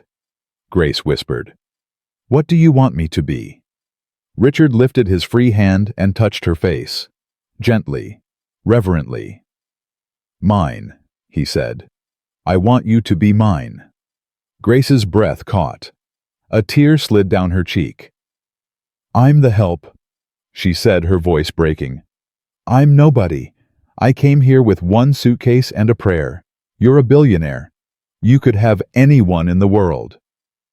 I don't want anyone in the world. Richard wiped her tear away with his thumb. I want you. The woman who saved my daughters. The woman who saved me. Grace stared at him. Her whole body trembled. My mother always said love melts stone faster than fire, she whispered. I thought she was talking about the children, about teaching them to trust. Maybe she was talking about me. Maybe she was talking about both of us. Richard leaned closer. Their foreheads touched. Tell me to stop, he breathed. Tell me this is crazy, and I'll walk away. I'll respect whatever you decide. Grace closed her eyes. Tears flowed freely now. I can't tell you to stop, she said, because I want this too. I've wanted it for weeks. I've prayed against it, fought against it, told myself it was impossible." "Is it impossible?" Grace opened her eyes. In them, Richard saw fear and hope, and something else, something that looked exactly like what he was feeling. "I don't know," she whispered, "but I'm tired of being afraid too." Richard smiled, slow and warm and real. "Then let's be brave together." He kissed her. It was gentle at first, tentative. Two broken people reaching for each other in the darkness. But then Grace's hand came up to his chest, and Richard pulled her closer, and the gentleness gave way to something deeper. When they finally broke apart, both of them were crying. "What happens now?" Grace asked. Richard wrapped his arms around her and held her tight. "Now we figure it out. Together, one day at a time." He pressed his lips to her forehead. "I don't have all the answers, but I know one thing for certain." "What?" Richard pulled back and looked into her eyes. "I'm not letting you go. Not now. Not ever." Grace smiled through her tears. "Then I guess I'm staying." Richard laughed a real laugh, full and warm and free. "You were always staying," he said. "From the very first day. You just didn't know it yet." Grace leaned against him, her head resting on his shoulder. Above them, the stars glittered like promises. Below them, inside the mansion, two little girls slept peacefully, unaware that their world was about to change forever. But this time, the change would be beautiful. This time, the change would be love. The kiss changed everything. Richard and Grace didn't talk about it the next morning. They didn't need to. Something had shifted between them. Something unspoken but understood. When their eyes met across the nursery, they both smiled. When their hands brushed while passing bottles, neither pulled away. But they also knew that whatever was growing between them couldn't stay hidden forever. Mrs. Patterson noticed first. She watched Richard linger in the nursery longer than necessary. She saw the way his eyes followed Grace across the room. She observed how Grace's cheeks flushed whenever Richard spoke to her directly. "Miss Williams," Mrs. Patterson said one afternoon, her voice carefully neutral. "A word?" Grace followed her into the hallway, her heart pounding. "Yes, ma'am." Mrs. Patterson studied her for a long moment. Her sharp eyes missed nothing, not the nervous flutter of Grace's hands, not the slight redness around her eyes from sleepless nights. "I've worked for this family for 9 years," Mrs. Patterson said slowly. "I've seen Mr. Sterling at his best and his worst. I've watched him build an empire and lose the woman he loved. I've watched him become a ghost in his own house." Grace didn't speak. She barely breathed. "And I've watched him come back to life these past few months." Mrs. Patterson's voice softened, almost imperceptibly. "Because of you." "Mrs. Patterson, I'm not blind, Miss Williams. And I'm not a fool." Mrs. Patterson held up her hand. "Whatever is happening between you and Mr. Sterling is your business. But I want you to understand something." "What?" "That man has been through hell. Those children have been through hell. If you're not serious, if this is just a moment of weakness or attraction, then walk away now, before anyone gets hurt." Grace lifted her chin. "I would never hurt them." "I believe you mean that." Mrs. Patterson paused. "But intentions and outcomes aren't always the same thing. Be careful. Be sure. Because if this goes wrong, it won't just be your heart that breaks." Grace nodded slowly. "I understand." "Good." Mrs. Patterson turned to leave, then stopped. "For what it's worth, Miss Williams, I hope it works out. That man deserves happiness. So do you." She walked away before Grace could respond. Grace leaned against the wall, her mind racing. Mrs. Patterson's words echoed in her head. Be careful. Be sure. Was she sure? Could she be sure of anything when her whole world had been turned upside down? She thought about Richard's kiss, the way he had held her, the words he had spoken. "I'm not letting you go." Grace closed her eyes. She was sure. Terrified, but sure. That evening, Richard asked Grace to join him in his study. Grace had never been inside his study before. It was a room reserved for business, for phone calls, for the cold machinery of wealth. But when she stepped through the door, she found Richard standing by the window, his silhouette outlined against the city lights. "Close the door," he said softly. Grace obeyed. Her heart was hammering. Richard turned to face her. "I've been thinking about what I said last night." Grace's stomach dropped. "Are you having second thoughts?" "No." Richard crossed the room toward her. "I'm having more thoughts. I'm having 1,000 thoughts, but none of them are second thoughts." He stopped in front of her, close enough to touch. "I meant every word, Grace. I want you, not as my employee, not as my children's nanny, as my partner, my equal." Grace's breath caught. "Richard, there's so much we haven't talked about, the differences between us, what people will say, how this will affect the girls." "I know." Richard took her hands. "And we'll figure all of it out. Together. But first I need to know, are you with me? Really with me? Because if you're not, I need to know now." Grace looked into his eyes. She saw fear there, the same fear she felt. But she also saw hope, and determination, and something that looked very much like love. "I'm with you," she whispered. "I'm scared, but I'm with you." Richard exhaled. His whole body seemed to relax. "Then that's all I need." He lifted her hand to his lips and kissed it. "We'll take it slow. We'll be careful. We'll protect the girls above everything else. They come first. Always. Always." Richard smiled. "But Grace, I need you to know something." "What?" "This isn't a fling for me. This isn't a rich man playing games with the help."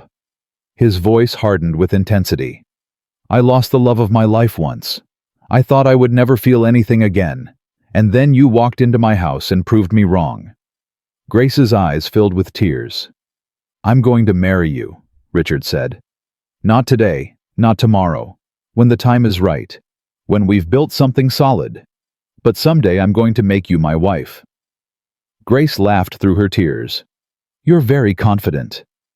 "I'm a billionaire. Confidence comes with the job." Richard grinned. "But more importantly, I know what I want, and I'm not afraid to go after it anymore." He pulled her into his arms and held her tight. "Thank you," he murmured against her hair. "For what?" "For staying. For fighting.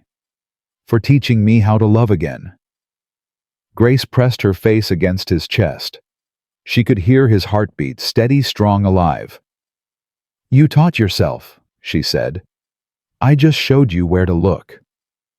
The months that followed were the happiest of Grace's life. Richard officially changed her position from nanny to family member. He hired additional help for the twins, carefully vetted, personally interviewed, so that Grace could focus on being present rather than performing duties. The girls thrived. Emma's vocabulary exploded. She started speaking in full sentences, demanding things with the confidence of a tiny empress. Lily remained quieter, but her silences were no longer withdrawn. They were thoughtful, observant. She watched everything with Catherine's blue eyes, taking in the world around her. Both girls called Grace Mama now. The first time it happened, Grace was giving Emma a bath. The toddler splashed water everywhere, giggling, and then looked up at Grace with shining eyes. "Mama, more bubbles!" Grace froze. Her heart stopped.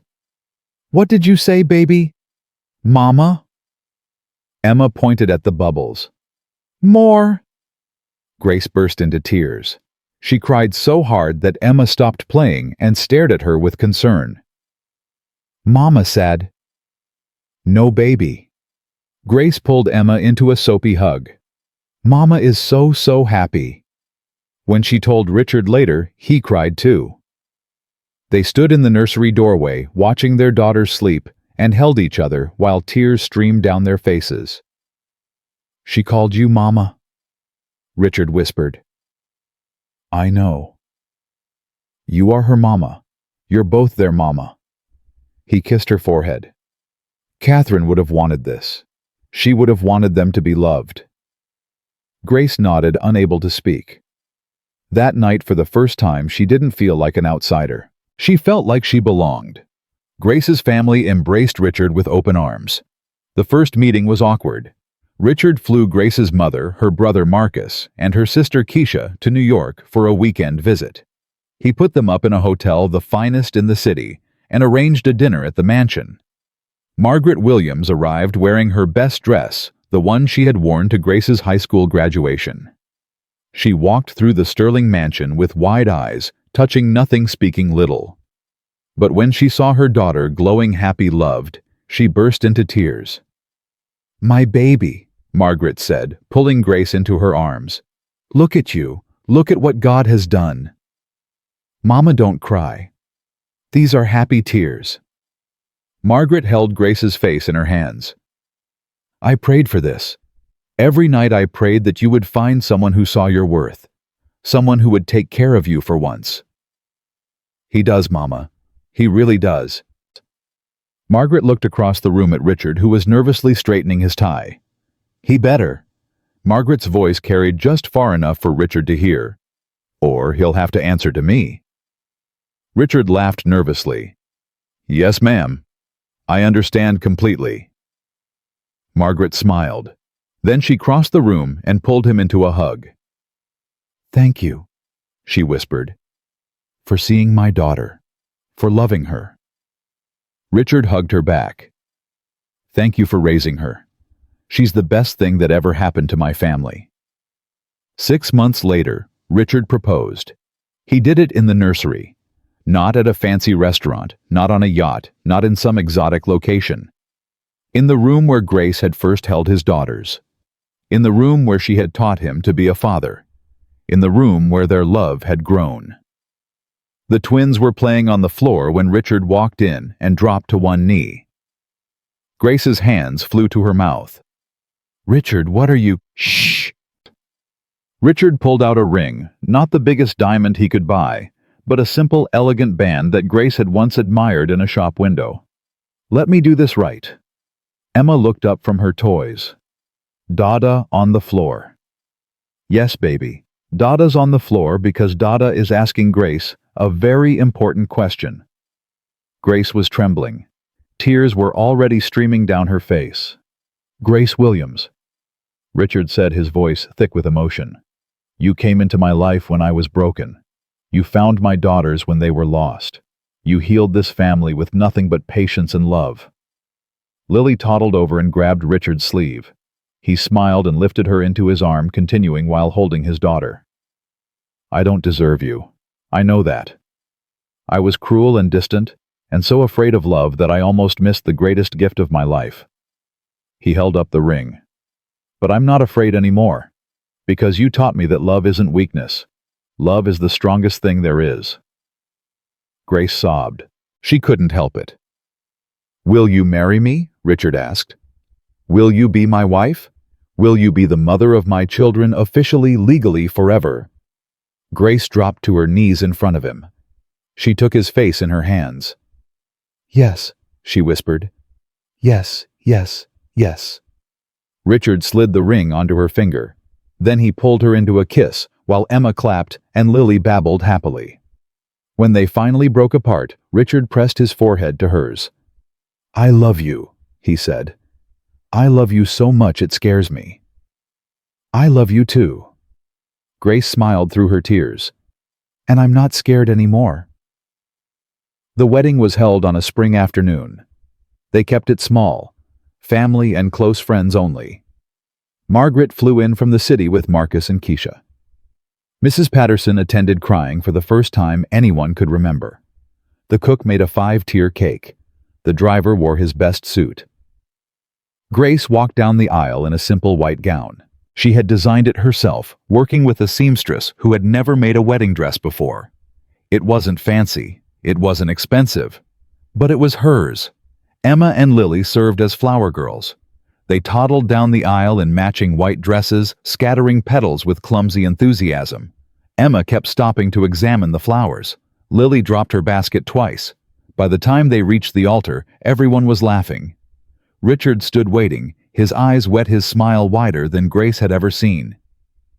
"You're beautiful," he whispered when she reached him. "You're not so bad yourself." The ceremony was short, simple, perfect. They exchanged vows they had written themselves, promises to love, to support, to never give up on each other. When the officiant pronounced them husband and wife, Richard kissed Grace so thoroughly that Emma shrieked, "Ew!" and covered her eyes. The reception was held in the mansion garden. Tables covered with white cloths, flowers everywhere, music playing softly while guests mingled and laughed. Margaret found Grace standing alone by the fountain, watching Richard dance with Emma, while Lily sat on his shoes. "You did it, baby," Margaret said, putting her arm around her daughter. "You found your way." Grace leaned into her mother. "I didn't find it alone. You taught me everything. I taught you how to love. You figured out the rest." Margaret kissed her cheek. "Your father missed out on something beautiful, his loss." Grace watched her husband spin their daughter in circles, both of them laughing. "I used to wonder why he left," she said quietly. "Why we weren't enough. But now I understand. He was missing what mattered. He was looking in the wrong place." "And you?" Grace smiled. "I looked in the right place. I just didn't know it at the time." That night, after the guests had gone and the twins were asleep, Richard and Grace stood on the balcony of their bedroom. Their bedroom. The thought still amazed her. "Mrs. Sterling," Richard said, testing the words. "I like the sound of that. It's going to take some getting used to." "We have time." Richard wrapped his arms around her from behind. "We have the rest of our lives." Grace leaned back against his chest. The city sparkled below them. The mansion hummed with quiet contentment. "Do you ever think about Catherine?" Grace asked softly. Richard was quiet for a moment. Then he said, "Every day. But not the way I used to." "What do you mean?" "I used to think about her with guilt, with grief, like remembering her was punishment for being happy." Richard tightened his arms around Grace. "Now I think about her with gratitude. She gave me the twins. She gave me the capacity to love. In a way, she led me to you." Grace turned in his arms. "You think so? I know so." Richard touched her face. "Catherine wanted me to be happy. She wanted the girls to be happy. And we are. Because of you." Grace rose on her toes and kissed him. "Thank you," she whispered. "For what? For seeing me, for choosing me, for letting me love you." Richard smiled. "You never gave me a choice. From the moment you sat on that nursery floor and started humming, I was done for." Grace laughed. "I was just trying to survive the night. And instead you changed everything." He kissed her again, deeper this time. When they finally pulled apart, both of them were breathless. "Come on, Mrs. Sterling," Richard said, taking her hand. "We have a lifetime to live. Let's not waste another second." Years passed. The twins grew into beautiful, confident girls. Emma became bold and outspoken, just like Grace predicted. She demanded justice on the playground and defended smaller kids from bullies. Lily remained thoughtful and observant, excelling in school, spending hours with her nose in books. Both of them called Grace Mom without hesitation. Both of them knew the story of how she had come to their family, how she had been a stranger who became a savior, who became their mother. Richard stepped back from work. Not entirely, he was still Richard Sterling after all, but he delegated more, trusted more, spent more time at home than he ever had before. He coached Emma's soccer team. He helped Lily with her science projects. He took the whole family on vacations. Real vacations, not working trips disguised as holidays. And every night without fail, he thanked God for the woman sleeping beside him. Grace's mother lived long enough to see her granddaughters start elementary school. She passed peacefully on a Sunday morning, surrounded by family. Her last words a whispered prayer of gratitude. Marcus became an engineer just like he always dreamed. He designed bridges, now real bridges that carried real people across real obstacles. He credited Grace with making it possible. She always waved off the praise. The Sterling mansion, once cold and empty, became a home. A real home filled with laughter and chaos and love. Mrs. Patterson retired after 15 years of service. At her farewell party, she gave a toast that left everyone in tears. "When I first met Miss Williams," she said, looking at Grace, "I thought she was just another nanny who would break under the pressure. I was wrong. She was never just a nanny. She was the heart this family needed, the soul this house was missing." Mrs. Patterson raised her glass. "To Grace Sterling, the woman who taught a billionaire how to be a father. The woman who showed two broken little girls how to smile again. The woman who proved that love really does melt stone faster than fire." Grace wept. Richard held her hand under the table. Later that night, after the party ended and the twins were in bed, Richard found Grace in the nursery. It had been converted into a playroom years ago, but Grace still came here sometimes. Still sat in the same rocking chair where she had spent that first impossible night. "Remembering?" Richard asked, sitting beside her. "Always." Grace looked around the room. "Sometimes I can't believe this is my life, that I went from a tiny apartment and cleaning jobs to this." "You earned it." "Did I?" Grace shook her head. "Sometimes it still feels like a dream, like I'll wake up and be back where I started." Richard took her hand. "You'll never go back. I won't let you." Grace smiled. "You can't control everything." "No, but I can control this." He lifted her hand and kissed her ring finger. "I can control loving you. I can control showing up. I can control being the man you deserve." Grace leaned over and kissed him softly. "You already are," she whispered. "You always were. You just needed someone to remind you." On the 10th anniversary of their wedding, Richard surprised Grace with a trip back to where it all began. Not the mansion, her old apartment building, the one she had left with a single suitcase and a prayer. Grace stood on the sidewalk staring up at the building she hadn't seen in a decade. "Why are we here?" she asked. "Because I want you to remember."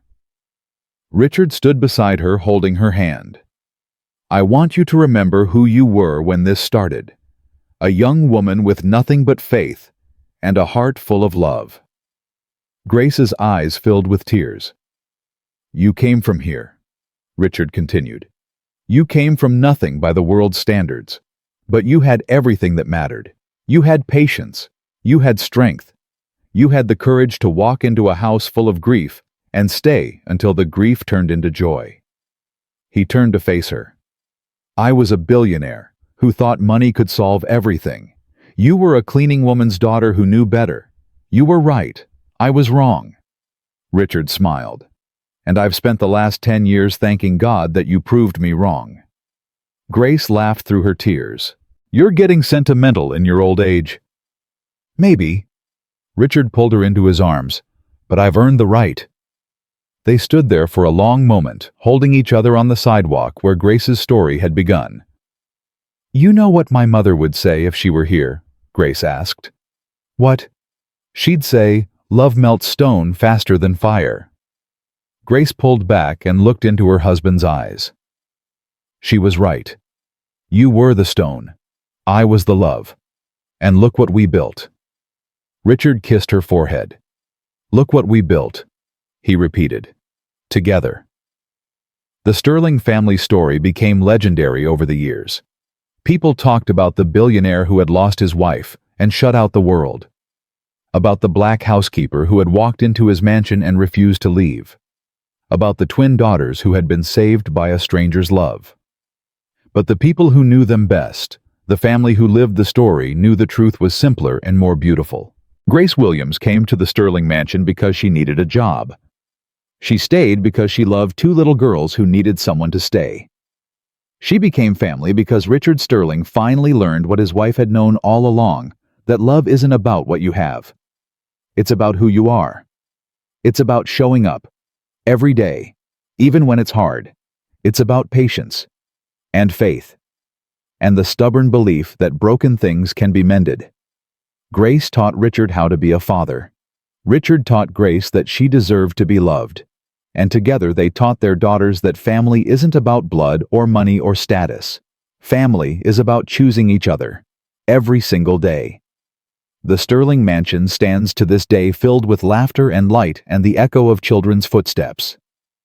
The grief that once haunted its halls is gone, replaced by something stronger, something permanent, something real. And if you ask Grace Sterling how it happened, how a cleaning woman's daughter became the heart of a billionaire's family, she'll smile and tell you the same thing her mother told her on the day she left home. Love melts stone faster than fire. She was proof that it was true.